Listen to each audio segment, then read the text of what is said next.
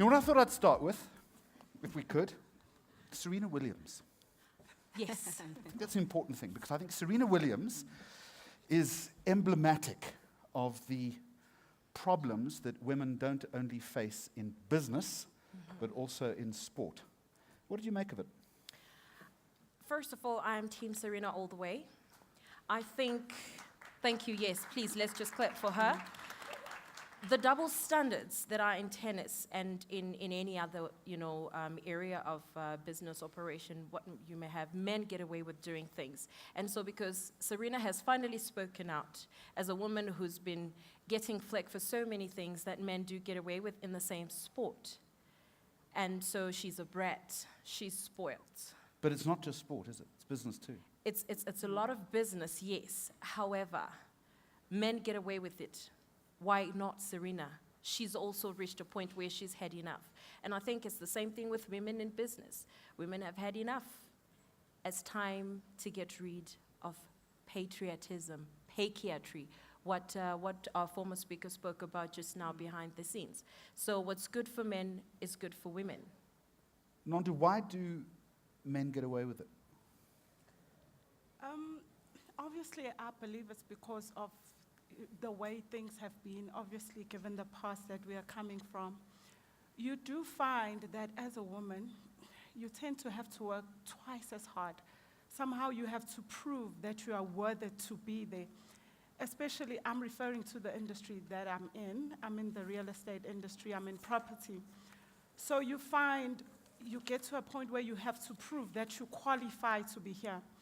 Especially in the area that I'm in, you find that the business owners that we sit with, that we're part of the network with, in our industry, it's all men.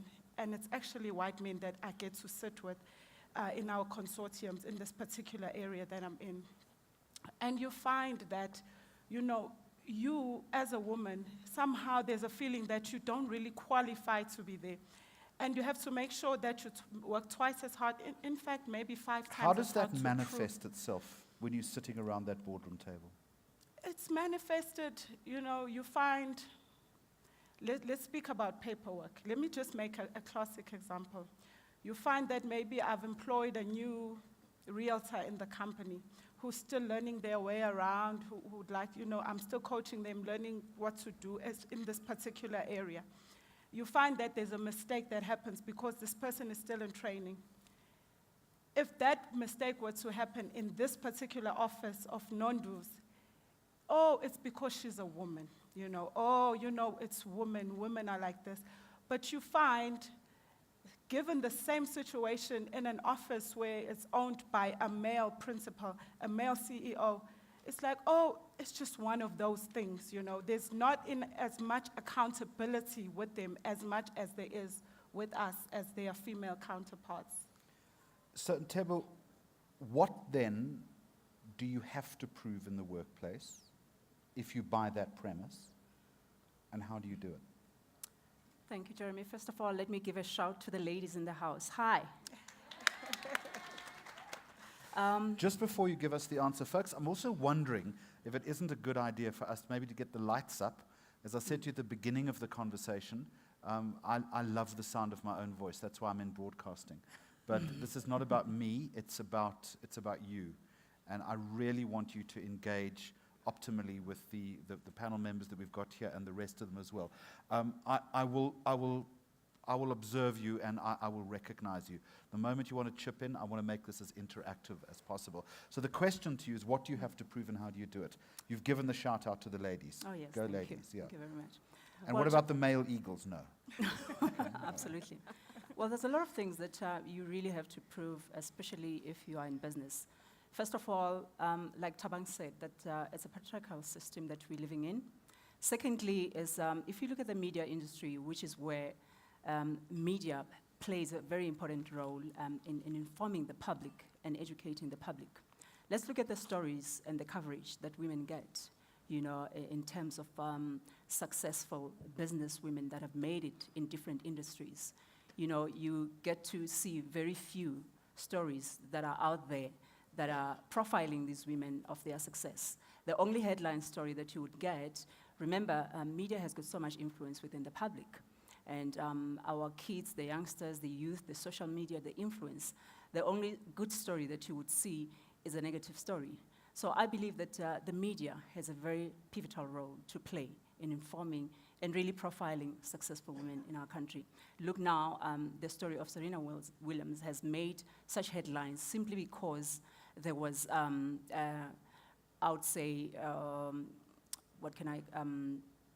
probably it was one of those issues that she's been battling it for such a long time. It's only now that it's out there in the public. So I believe that as women in business, we are not only, as an African woman, I speak from experience, you are not only segregated based on your gender, but it's also because of your color, because of your language as well, because we still have issues, apart from racism in South Africa, we also have tribal issues, and we really need to look into those, how we deal with them, you know.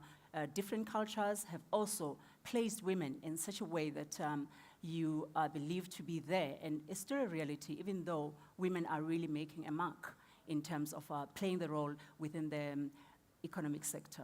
Do you ever want to give up? Never.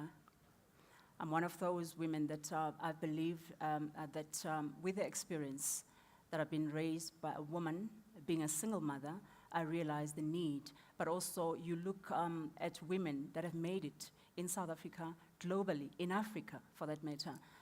You listen to their experiences, you read their stories, and you realize that we still have a long way to go, but giving up is the last option.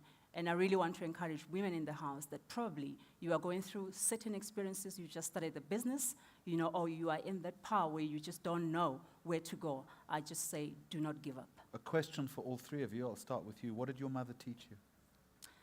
My mother taught me, she was uneducated, but one thing that she taught me is that never give up.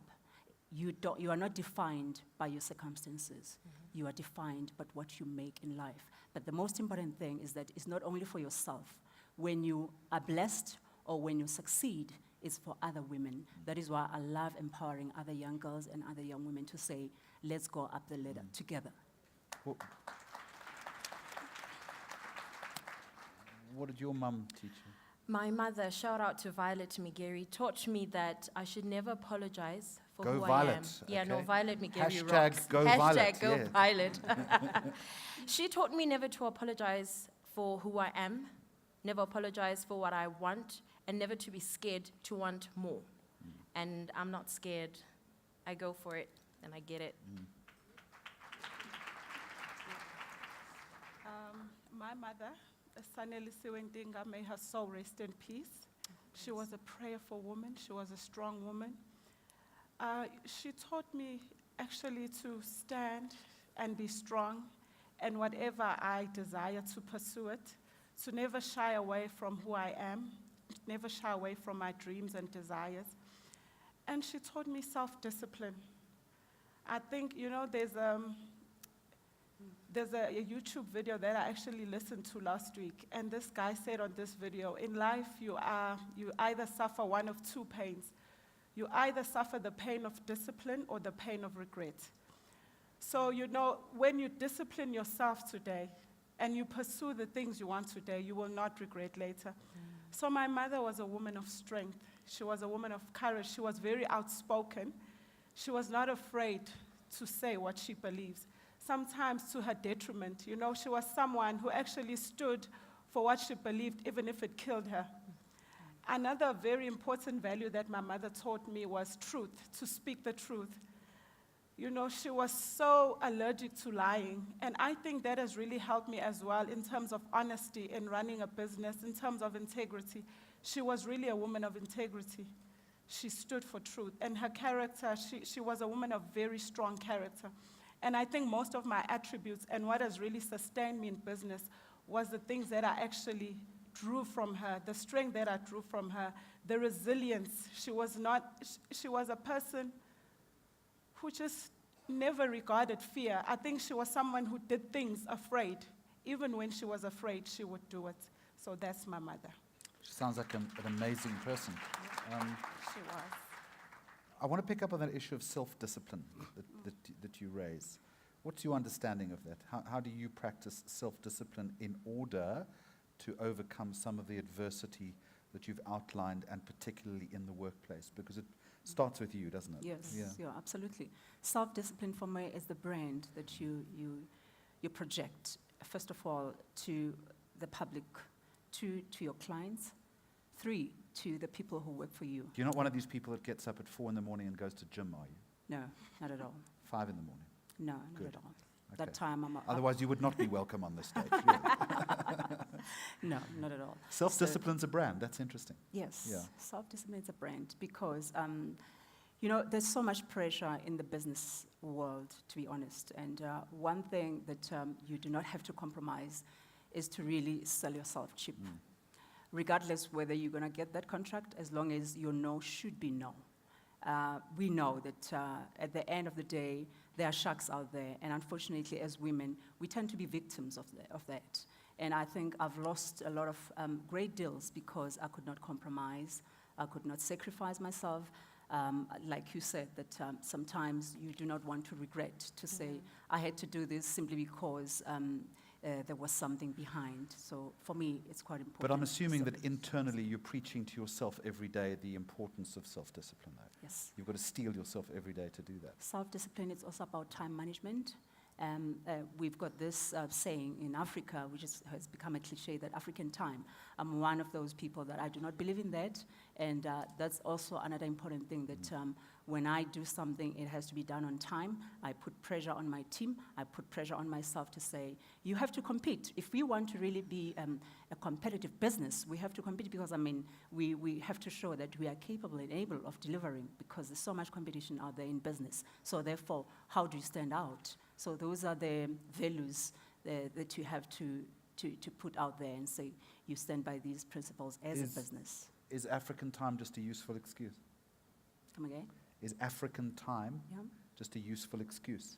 It's a use so much. Useful and useless excuse. Useless Yeah. excuse. And it's actually embarrassing because if we really want to be part of the global world as South Africa and Africa, we really need to get rid of that because that is why we always complain that service delivery in government is not there and whatever. But what are we doing as corporate, as business? Are we really preaching the true sense of it? We need more buffalo time now. We do, Need more buffalo time. It's important. definitely.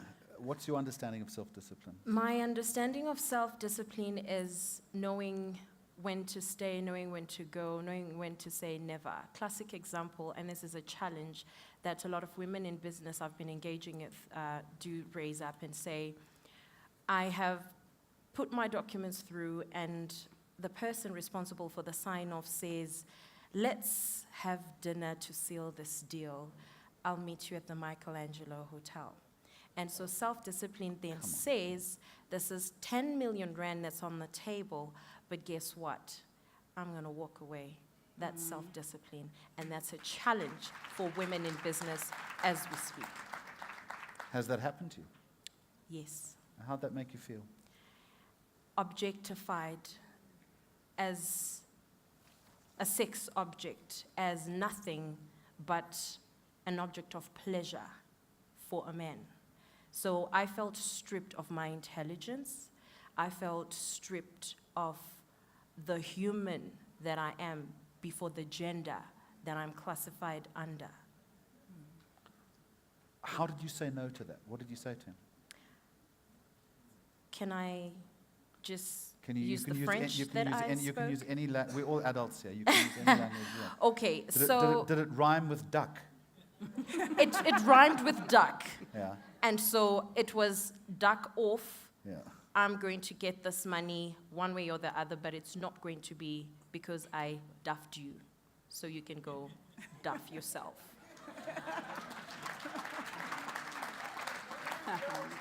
But Nanda, this is part of the daily battle, isn't it? To a greater or lesser extent. To a greater or lesser extent, I think in my type of business, because it's more of a business where, I know certain businesses, when you look for certain contracts, government contracts, tenders, or generally maybe just work from certain corporates, that is the kind of I'd say, persecution you actually have to go through. But in my kind of business, although I have experienced way back in the early days, you know, when somebody had said, I'm going to get you through to the tenders and you just walk with me and I will, you know, guide you through, you know, in that way. But there's But a in- subtext in that conversation Yes, as well, isn't there? yes. So, you know, as a woman, you have to realize, you have to know yourself. You have to have the ability to speak to yourself, you know. Because if you cannot speak to yourself, you really won't get very far. You will hear voices will speak to you, they will influence you, they will convince you that you will only get this far if you know, get going with me in this direction. But if you know how to speak to yourself, and you know who you are, you know your strengths, that I do not need to engage in this manner in order to be successful. I am enough. I have enough strength. I have intelligence. I have resilience. I will do this in integrity, and I will do this in the right way. But as I'm saying, Jeremy, in my industry, I am not exposed to government contracts in a way. It's very much of a very, very private sector, you know. So in a way, it is a safe environment. Yes, very difficult because it's very male-dominated. So my fight is not a fight of being objectified in a sexual sense, if I would say, but it's a fight of proving my wisdom and my intelligence in that I am able to withstand this journey. I'm able to deal in these stakes that are high, in these millions. I have the intelligence, I have the capability, and I have a plan, because that's also another thing. Jeremy, we're here because we have a plan, and we have a purpose to fulfill. We have a goal, and we are purpose-driven. We have a mission. We're not here floating with the wind. We are here to build a legacy. We're building a name for our families, our nation, our country. We're standing for all women. So it's not only just floating, you know, without a plan, just putting bread in the mouth, but we're here to build a legacy, to say, you know what, there is a woman that lived. Her name is Nondum Twa. She fulfilled her purpose, and she didn't do it for her. It was for her family. It was for other women. It was for the nation of South Africa. In fact, it is for our continent as a whole, especially as Black women. So it's a journey, and it's a journey of determination. Can Thank I you, add something Jeremy. to that as well? You are an image consultant. Yes. And I think we thought being judgmental or so, but the reality as well to ladies out there is that you also need to be very careful of how you dress when you go to meetings, because it's quite important. You cannot have a mini skirt, not to say that there's nothing wrong, but I mean, the impression that you create as well when you go to meetings dressed like that.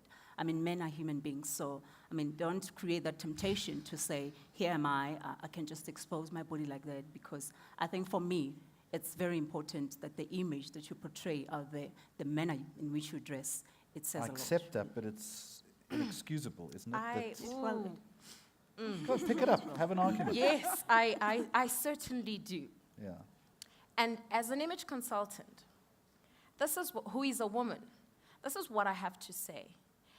It is not the responsibility of a woman to teach a man how to behave professionally in a professional setting. It is the responsibility of a man in a professional setting who is approached by a woman to see an intellectual and intelligent woman or person. So if a guy walks in with a shirt that's got buttons that are open and his chest is glistening and all of that, is he going to have a problem with that? Is he A going bit to like me this objectify? afternoon, yeah. You know what I'm saying? Stop Is he laughing, going to yeah. say, oh, you are so hot, Yeah. you're a distraction to the ladies, you need to button up, you need to cover It's up? not gonna happen. Why don't we have conversations where the guy should be the one to just get a hold of himself? Get a hold of yourself, for goodness sake. This is business. We're not looking to be picked up, okay? If we happen to prefer wearing, shorter lengths, go for it. If you happen to prefer to wear tighter clothes, go for it. Now, in the same breath, I get where she's coming from, but, perception management is very important. So use that as a tool to influence, not to manipulate, to influence how people should respond to you. And the best way to do it is actually not with, the length of your skirt or whatever. It is more with color psychology. And I'll give you a good example without mentioning names. A very well-known woman who's a powerful media mogul, is married to an equally powerful man, had somebody trolling her on social media, and she went to court for that case. It was in Randburg. You'll Google it and you'll get the name. And everyone was on the case of why is she wearing a pink outfit? She should have worn her flamboyant colors and whatever else that we normally know her to wear. But in that moment, she was going to court to appeal to a judge to be empathetic. And without that judge noticing, the effect of the color that she was wearing evoked sympathy. And so she got what she needed because she wore the right color, not necessarily the right cut or length. Okay. Anybody in our fabulous audience here want to participate? Guys, are we running a microphone? I'm not sure if I'm seeing a gentleman over there. That's one. And the gentleman with the, is that a Bafana t-shirt? Oh, good. Takes a lot of courage to wear one of those these days. All right. Okay, there's a microphone Okay, there. so who's, guys, I'm relying on you to think. Off you go. Let's go. Okay. And guys, not keynote speeches, questions. Okay. Okay, let's go. My name is Akalani Parada. Thank you for giving me this opportunity to ask a question. As one of South Africa's most successful women, what is it that you do to contribute to empowering young women? Can I answer that? Yep. In fact, I think it's a good question. Yeah. All of you have said in your preambles that you feel that this is a responsibility due to your profile and your status and your success to do that. So, good question. Beautiful question. yeah. Thank you. I'll jump right in because this is something that I'm very passionate about. And I use impression management to help mentor young girls get a foot in the door on their first job. So the transition from the classroom or the lecture room into the boardroom, because I always say enter in that door with the vision to get into the boardroom. So that transition, I just help them, tone down a little the craziness of the varsity hairstyles and things like that. So I do provide those services as my corporate social investment to people that are in need or people that I find are worthy. And that's how I empower young girls in just helping them dress up for that CEO position. Okay, and Tebo? Yeah. With the foundation that I have, I'm very passionate about rural development of young girls that are always forgotten. Some of us are lucky to be in the cities, but these are the girls that I find them quite innovative, and I train them in communication skills, confidence, how to sell themselves, how to really get into the marketplace and understand what it is to actually move from university level into the space, whether they want to take a one-year gap, but just to train them with communication skills, marketing and brand management. Those are the areas that And I that focus on. rural focus, as we know, is so critical in South Yes. Africa. Absolutely. Nanda? Okay. Well, my contribution to the young women, to the up-and-coming young ladies, firstly, I'd like to say to be a contribution, you must first work on yourself. Become an example for the other young ladies to follow. Be the best you that you can be and pursue your dreams. And by doing that, you actually become a beacon of light, firstly, that the other young woman will see that this is actually doable. You can become a success. You can follow your dreams. And obviously, then you'll be approached for mentorship and things like that. There's a lot of young ladies that are following. Secondly, my contribution to society, obviously, is the staff that we employ in the company. At the moment, we actually have, the staff that are full-time in the company. At the moment, it's sitting at 13. And then what we have as Idwala Property Group, we have a mentorship program that we were actually requested by the Services CETA and the Estate Agency Affairs Board. Now, that one is spearheaded by Idwala Property Group in partnership with the Services CETA and the Estate Agency Affairs Board. And it's, we are mentoring 33 graduates who are not employed at the moment, but who have a desire to pursue in this industry. So that is actually our big contribution to society. It's our mentorship program, and these are paid by the services theatre. So it's an internship program for a year. They train their coach, because what you find is that the problem that we actually have at the moment is that, people graduate, they get their degrees, and then they apply for employment, they ask for experience, and they don't have the experience. So we are a platform at this point for that. Yes, Jeremy. And I think what is most important there is look within yourself Yes. before helping others. And I Yes. think that is Yes. that's critical. Folks, I've got a weather eye on the time here. I think there's microphones over there. Yeah, off you go. Thank you very much. Nice, tight into the mic, please. Let's push the sound. Sure. My name is Tuli. I just actually need help, especially I'm just going to be talking with reference to the industry that I'm in, which is the waste sector. And my question to the panel is, how do you deal with clients or prospective clients with government, with private sector, that discriminate you by the virtue that you are black, that you are a woman, because after you've done a presentation or that you have pitched your idea, it is so high level, it is so intelligent, it is so cutthroat that you are asked, where did you study? Yet you are asked, is there a man, do you have a boss? And you are saying, here is my card, I'm a CEO of this company, I came up with this. I'm saying this because I'm pained. I'm pained by the fact that I have seen most of my colleagues, especially in the waste sector, ladies closing down their businesses because of the virtue of how we look, we come across, or how we dress. We're ladies, we're glaming up the space, but the men in the industry think that we cannot even do or execute. All right, I think we've got the question. I mean, it's highly Yeah. disparaging. So it's not only dealing, it's again, it's dealing with that disbelief sometimes Yeah. that emanates from males in the workplace, in this case, clients. Yeah.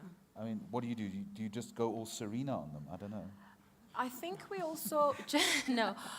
Okay, so this is what I do, and maybe you could try and apply that, and I hope it works for you. But I have become such a service level agreement person, user agreement person. I am so big on keeping a paper trail of what I'm doing, who I'm speaking to, what they've said to me. And if it's a phone call, I have a record of that. You can do that, especially if you use a cell phone. Keep an actual voice recording of the conversations that are happening. Most of these industries, especially the waste industry, does have a body that deals with compliance and things like that. If you can collect enough evidence and then take it to that compliance place, you're in a much better position to get noticed, to get heard, and to get recourse if you feel aggrieved. I see you shaking your head, but just give it a try. Just collect enough evidence and try that. But Nteba, part of that process is muscling up Yes. to actually get ready for a fight. Oh, yeah. Absolutely. And often people, and I speak from experience, I don't like conflict unless I'm interviewing politicians. Good times. But we don't, I mean, human beings, we're not always geared for that. We shy away from that. Yeah. Yeah. Yeah, I often do that, but although, to add what you're saying, I do keep the paper trail. But then you then move on to explore other new possible clients because, yes, sometimes it is disappointing. And sometimes I've also noticed that in business, your worst enemies are the very same women, that we always say we need to empower each other, but then you find that you are oppressed or you are judged by women that you are supposed to be saying, look, from my perspective, my challenges, my experiences, probably you've been there, but the most important thing is to actually have a bigger scope to say, I want to explore even more in the industry to always keep on trying. Nanda, some advice for the ladies? Okay. Sissy, what I would say is that keep knocking. Keep your consistency. Keep feeding yourself. Feed yourself with knowledge.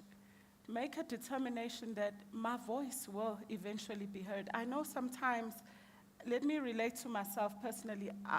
Like Jeremy, you said you're not a person of conflict.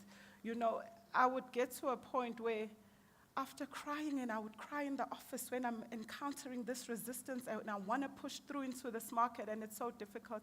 You cry at the office, you finish behind your closed doors, you wipe your face, you clean, you put a bit of powder, and you walk up, and you're strong, you walk tall. You put a smile on your face, and sometimes, fighting battles, it doesn't always have to be aggression, but it has to be persistence. You keep speaking what you are determined to say. And a better You keep intellectual argument. speaking, Yeah. keep feeding yourself with knowledge. Prove that you know what you are talking about. You know your story. I am here and I'm not going away. I will keep coming. I will knock. I will knock. I will keep tapping until that knock irritates you so much that you will open this door. So keep feeding yourself in, push yourself in, submit your documents. If you have to show face at those offices, go there, stand there, say, this is what I know, this is me. Don't be afraid to break forth and show, this is me. When you have me, you will have this.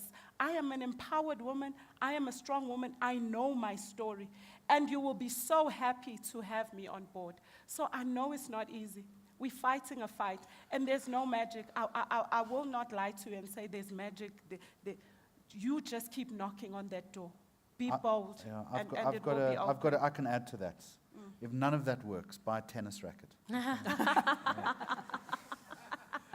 And they're laughing at us. Folks, in the interest of time, I'm going to take one more, and then just remember, a lot of the questions that you'll have for one panel will be fine for the others, but we also need to keep the process moving, and I also want to give you an opportunity to have a cup of tea as well in a bit. Sir, you're going to have some sort of medical emergency unless you get to answer your question. So, gentlemen, where are we? Where's the microphone? It's right Just at put the up your back. hand. Stand up, and I think our colleague will find. There he is. Okay, thank you, Meg. Okay, all right. Don't worry, I'll get to you very quickly. My question is to the woman from the image consultant. I want to ask you, do you sometimes go out to universities to give advice or motivational talks to young women? Because I've witnessed situations whereby young women, or should I say ladies, in universities, they lose themselves, like they become depressed about their image. They lose self-confidence. They don't know who they are anymore. I don't know if maybe you understand. I do not discriminate who I speak to or who I work with. So if there's a need, I am a resource and I'm available to fulfill that need and requirement. So you can be in touch and we can talk about that. But my audiences are from young people, small children, to the eldest of them all. Just remember, she's going to invoice you. Of course, always. Thank you very much. My name is Lucas Maisela. My question is very simple. Although it's a common knowledge that women were marginalized in the past, do you not think that you are marginalizing yourself further when today, if you add women in a, say, directors of a company, where there were 6 men, now you had 2 to balance the gender, they call it gender balancing. Now, if somebody says you are in that position because you're a woman, let alone the fact that you're competent, why does it hurt? In sport or politics, if you've been cheated one way or the other, why do you first look at because she's a woman? Why can't you fight and say, I am Jennifer and I'm not happy, or I am Lucas and I'm not happy? Why do we first say, because she's a woman, she's been cheated? I hope that question will not get me into trouble. Thanks. Okay, before you guys answer the question, okay, sorry, security, can we just make sure that there's an escort for Lucas when he leaves? I don't look. Let me. I'm not going near this question, but it's up to you to hit him over the head with a tennis racket if you want. It was a very winding question. Yes, it was, Lucas, but But I take got what the you want gist out of it. Sir, it is because we are women. And that is the reason why we say it is because we are women. All right? In the past, thank you. Yes, let's clap properly. Thank you very much. Yes, Global Connector, Charlie, I see you. I love you. Thank you so much. It is because we are women. And tell you what, there's actually nothing wrong with admitting that, guys, we've been messing up in the past. We need to stop and we need to be more inclusive. And so we are deliberately actively seeking out women because we want to level the playing field. So yes, I have no issues being brought into a space because I am a woman. I am proud that I am a woman, and I'm proud because I am the woman who is brought in because she is capable. So it's not just because of my gender. I bring capability with it. That's why. Tebo? I think it's very important never to be apologetic being a woman Yes. and being appointed in that position of power, of authority. And because if you think about it, perhaps even in our constitution, we have a majority of women that are ministers. But in the corporate world, we still have a lot of work to do. And we cannot lag behind and not make noise about it. Like I said before, even within the media, Jeremy, we must have more stories of women that are making it. We are hugely cognizant of this, and Yes. I will concede that it's a failure not only in this country but globally. globally. And I So, think yeah. that we stand chastised. Thank you. Are you the man I to think bring that's it. about that change, I would Jeremy? like to Yeah. be. I have 2 Be- daughters. I've got no choice. Beautiful. Well, I've got 4 boys. Let's finish it off with this, and then, Okay. folks, I'm going to revolve All into the right, next okay. panel. But let's, if you want to, All if you right, want to I'll- just I'll be very, reply to very- Lucas and be blunt. Okay, firstly, sir, I think what I would like to just maybe run past you is that being a woman is not a disease. It's not a deficiency. We are not approaching this with the fact that, oh, is it because I'm a woman? It's not from a weak point that we are addressing this type of situation. And when we are in that position, we're not only thrown in because of being a woman, but it's because we are capable. So I see that maybe you are thinking when we are saying, is it because I'm a woman, it's from a sorry position. No, we're actually saying this from a position of strength, that I am a woman and I'm here, I am capable. So don't feel sorry for us that we're feeling sad, we're being marginalized. No, we're actually bringing this up that, you know what, do not marginalize us because we are women. It's not a deficiency, it's a strength.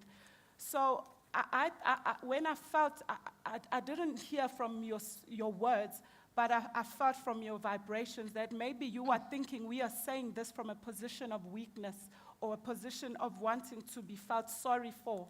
No, we are saying this from a position of strength. It is a strength that we are women and we are capable. And when you are placed in that position, you deserve it. It's not because you were felt sorry for. You have the capabilities and the intellect, and you qualify to be there. And I think that's a good place to end it. Thank you very much. Folks, thank you indeed. I appreciate the input, and I wish you well in your careers, and thank you so much for sharing with us and being so honest.